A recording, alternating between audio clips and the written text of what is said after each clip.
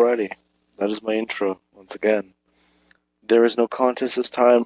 I just really wanted to do that. Also, as you guys are seeing on screen, this and this are going to... Okay, that's happening again. I'm apparently having my recording cut on me now. Anyways, now then, as you guys are seeing by the title, this is going to be my 800 subscriber special. Now, I'm aware that I'm currently still in the middle of the Doomslayer What If, but I wanted to get at least part 1. If not, I want to at least get the series done before I hit 900, because I've noticed that I'm already at 820 and I still need to do this one. So in saying that, I am not stopping the Doomslayer one, I am not postponing it, I'm not doing anything, I just want to work on this series before then. Because I don't want people to be thinking, hey, he just hit 800 and he just kind of threw it off and he did a 900 special. I'm genuinely growing faster than I ever thought possible. Because Katsumi, my friend, he barely hit 1,000 last month, I believe. And he's already at 1,200, and that was when I was still around 200, 300 subs. Anyways, let's get into this what if. Now, let's begin.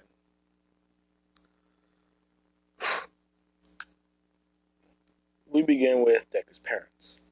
Usually I like changing up their quirks, and Deku's dad is going to have a pocket dimension quirk, along with Deku's mom having a regeneration quirk.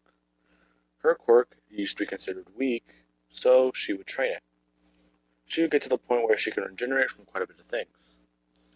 Now, that being said, let's begin with Deku. Deku is born, and he is born underneath the tutelage and his parents being heroes. That being said, let us cut to around 4th grade, if not around growing up before Deku's quirk manifested. Everyone is talking about the different quirks, and they are actually talking with Deku. Deku is actually saying that he really wants his quirk to be one of his parents' quirk, like the pocket dimension, or how his dad has the pocket dimension where he can pull anything out of it he stores in there, or quite simply just pull random things out. It's kind of weird, but he really thinks it's cool, because if his dad needs to, he can open it up in front of him, use it as basically a shield to stop bullets from hitting him, or even absorb the blast, actually able to redirect it. So he's actually found a way to weaponize his own quirk. That being said, Deku is actually talking, and he said that he would even think his mom's regeneration quirk would be cool. Baku's saying that that's kind of weird, but he doesn't know what kind of quirk he'll get. His parents both have weird quirks, but he thinks he'll get something really cool, like All Might. Bakugo. So young. Anyways. Now, time to cut this shit. This is where we're gonna get dark. Anyways. Growing up, Deku has always thought about this, and he gets home one day. He gets home, and he is thinking, it'd be really cool, what kind of quirk should I get? What kind of quirk would I want? My parents' quirks are cool, but I would want something really cool, like All Mights, or Eraserheads, or even President Mike. Or, wait, an explosion! That would be great!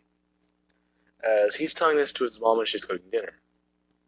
Deku's dad would actually walk in as he got home, and as Deku's saying the explosion, as he's saying explosion, his dad would actually see Deku holding a grenade. If not, at least a live grenade. He would tell Deku to get rid of that now, and he says to throw it to him, as Deku would immediately throw it.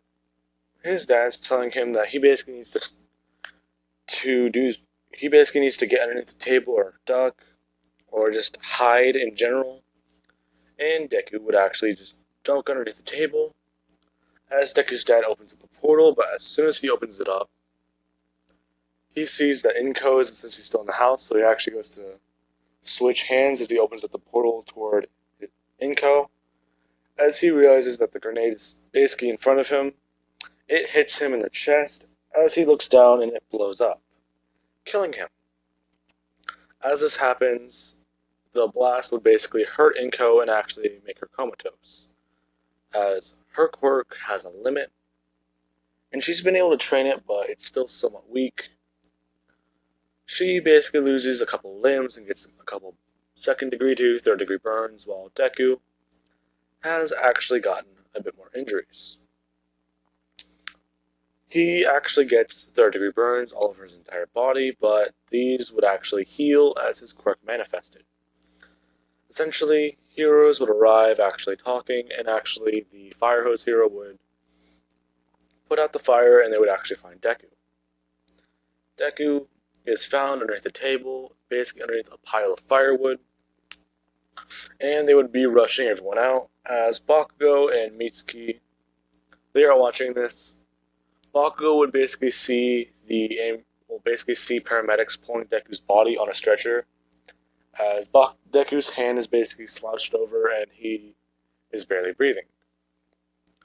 He saw this and it actually kind of concerned him, as he would have seen this and he would have seen Deku's mom, as she is basically very injured and very hurt, and Deku would be rushed to the hospital.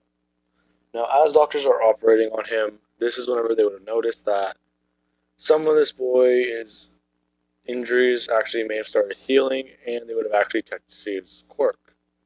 They would have found that he's around the age where quirks manifest, and they're thinking that he probably has his mom's quirk. So they would actually just somewhat leave him on the operating table because they were about to cut into him.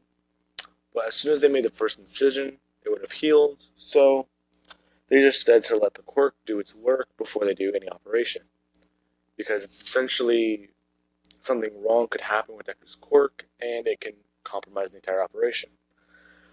Deku would then die on the operating table after his body heals somewhat. There are still a couple burns, but after Deku died, the doctors would have immediately gone to work on resuscitating him and bringing him back, and Deku would arrive in Hell. Not Doomslayer Hell, Hell, where he would meet Lady Death. She is telling Deku that it's a shame that he died so young, but it's okay, as she is here and she will take him to the other side. And Deku would actually be told that he just needs to reach his hand out and come with her. As soon as Deku reaches his hand out, this is whenever Lady Death, she would also extend her hand, and as soon as Deku touches her hand, he would be immediately just pulled away and actually fall back into his body. As soon as he does so, he actually jumps up from the table and he's actually gasping for air. As he immediately looks around and he's concerned, he's confused, he actually just tries getting off the operating table. As all the equipment that was attached to him, Deku would just rip the cords off, as he actually would just jump through the window trying to figure out what's going on.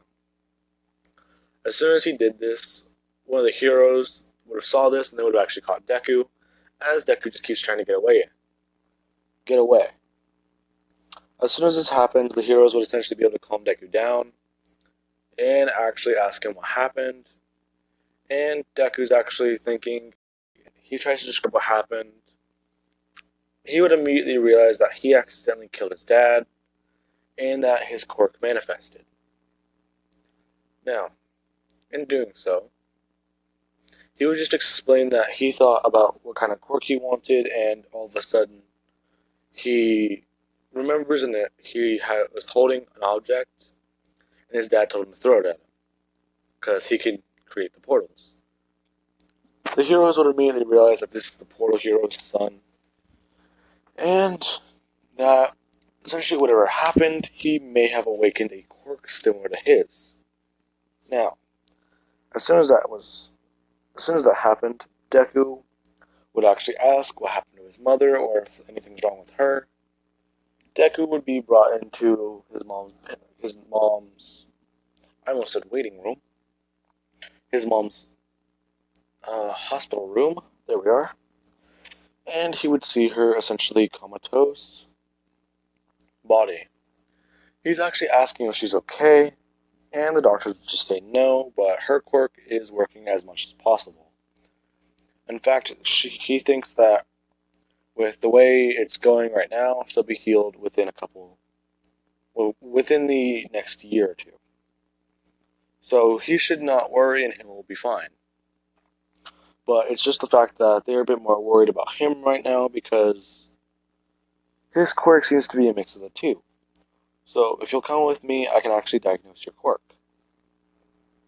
Deku would just reluctantly agree, as he would come with the doctor.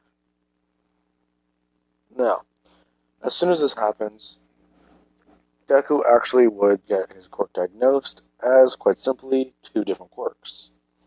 A mix between his parents, in fact. He would have a summoning quirk, if not a pocket dimension quirk, and a regeneration quirk. Deku would go to school, and it's probably been about a week or two, and Bakugo explained what happened and what he saw. Other students aren't believing him because they would say Deku's perfectly fine, and Deku would have to explain he actually awakened his quirk. But the way it happened is not good. As Bakugo would explain to all the other kids there who try and ask what Deku's quirk is, essentially they would say that it may be regeneration, and Deku would say no, it's two quirks. It's his parents' quirks mixed together. People are actually in shock and they're actually asking what Deku can do, as Bakugo would just say that he kind of just says that his quirk is actually an explosion quirk. Look. He would immediately start emitting explosions from his hand, and Deku would actually somewhat run out of the room. Deku would actually do this, and Bakugo's confused until he realizes, oh crap, I shouldn't have done that. So he would have actually run out of the room along with a teacher, and they would have actually found Deku crying underneath a tree. Bakugo would say that he is sorry, he kind of forgot what happened, and the teacher would quite simply say that it's going to be okay, Midoriya. In fact, since this has all been happening, we are thinking that you may need to go to quirk counseling. As the way his quirk manifested was kind of violent. Now, Deku would go to quirk counseling and he would actually meet Miss Kenjo, which, if you guys know my what ifs, I like to include. In my 10 quirks, she is quirkless because she is the daughter of a quirklet, but here she will actually have a quirk. She'd quite simply say that she is Miss Kenjo and her quirk is actually fire, manipulation. If not, she nicknames it steam. She was thinking about becoming a pro hero, but due to an incident she had when she was younger, she kind of just gave up on it. She was going to be a makeup artist too, but that dream kind of bombed, and if you guys don't know about that, that is an origin I had for her. And she would quite simply say that she gave up on that and she actually became a therapist, as it's another form of helping people. She would actually ask Deku some of the problems he's been facing, because she heard about the hospital report and how he basically jumped out of a window. Deku would quite simply go over the fact that manifesting his quirk basically killed his dad and comatose his mom. And he doesn't believe he can be a hero. All Might's never killed anyone before. All Might's never done anything that I've done. Miss Kenjo would quite simply say that that's true, but you gotta think about it this way. Every person has a bad backstory. Every person has a story. You don't exactly know what it is, but you will figure this out. As Deku would quite simply say, he's pretty sure the narrator is just shitty. Which she would be confused by. Yes, Deku will have the ability to break the fourth wall. Deal with it. I'm sorry, but yeah. No, I'm giving Deku that ability. It's a bit more fun. Now, as soon as he says this, he's somewhat confused as to why, but he then just shrugs it off. She would ask Deku what he just said, and he would say, "Don't worry about it." She would actually just shake this off reluctantly, saying that that's fine, but his quirk essentially is still a very good quirk. It's a mixture of your parents, and you actually could be a very good hero with it. Your dad essentially used his quirk to stop people from getting injured and actually rescue people. So you can do the same. You can create up little portals and actually stop people from either getting hurt or injured by explosions. Because, as she would quite simply say, she heard that happened in the incident. And that just ignoring it like it never happened is actually worse than just... Ignoring it like it never happened is worse than just reliving it. Because if you bottle up those emotions and feelings, you are essentially rejecting them. You are rejecting that ever happened, and you are rejecting a mistake that you may have caused. Albeit, you are just... How should I put this? You are quite simply bearing something that you believe is wrong. But that's okay. That's every baseline that humans do. That's every baseline that a person does. And she would actually tell Deku and actually talk to him more, as Deku would actually be introduced to another girl with a quirk. He would be introduced to a girl named Hinamatoga who recently awakened hers. As her quirk is quite simply called blood. Not blood manipulation, but just called copy. She would actually say that her quirk, she awakened it early, but she would give the whole thing that her quirk basically relies on blood, and how if she takes certain amounts of blood from someone, she can copy how they look and how they sound. She can essentially disguise herself as them, but her parents brought her here because she is considered to have an unhealthy obsession with it. Now, after this, Deku is actually sent back to school after a while, and he actually somewhat feels happy, but he still visits his mom in the hospital. He would visit her one day and actually find that she is doing better. In fact, the doctors would say that essentially she regrew parts of her body that were missing since the initial incident, and that she will actually be making a faster recovery than what they thought. But she still has not yet woken up. Now, the reason why his mom has not woken up is because of an actual brain trauma. Whenever the explosion went off, as soon as Deku's dad got killed by the grenade, the portal he had that actually absorbed most of the shock, if not a lot of it, actually disappeared, and Deku's mom was actually smashed into the refrigerator and fell and smacked her head against the counter, actually causing quite a bit of brain trauma. Along with the fire, her quirk did not have enough time to repair her mind. So her mind kind of sat there while her body was being injured. But her body was essentially healing itself in an attempt to try and heal the mind afterward. Now, essentially this caused a blockage in her brain, which is the reason why she's not woken up yet. The doctor would be explaining this, and Deku is still somewhat concerned, as he asked where he's supposed to go now then. Deku would quite simply be told that he is essentially going to probably end up in foster care. But he may also have a solution. As Mitsuki would actually walk into the room saying that she was a close friend of his mother, but she might actually just be able to essentially take care of him for now. At least until she wakes up. Deku would say if she wakes up, and she would immediately correct him, stating that don't talk like that. Your mother is the strongest woman she's ever met. She's gone through many trials and many times where she thought she would fail or break, but she never did. In fact, it's one of the reasons why I look up to her. She's my hero. Deku would quite simply just say, "Oh, okay." And Deku would actually go home, and Bakugo would actually talk to Deku more. And they would be showing off their quirks more, as Deku thinks he needs to start training his own. Now, I hope you guys enjoyed the video, and have an amazing day. Now, I'm not quite simply just going to be jumping into it saying, all this happened, all that happened. This is going to be my first villain series, and I intend to make it a very good one.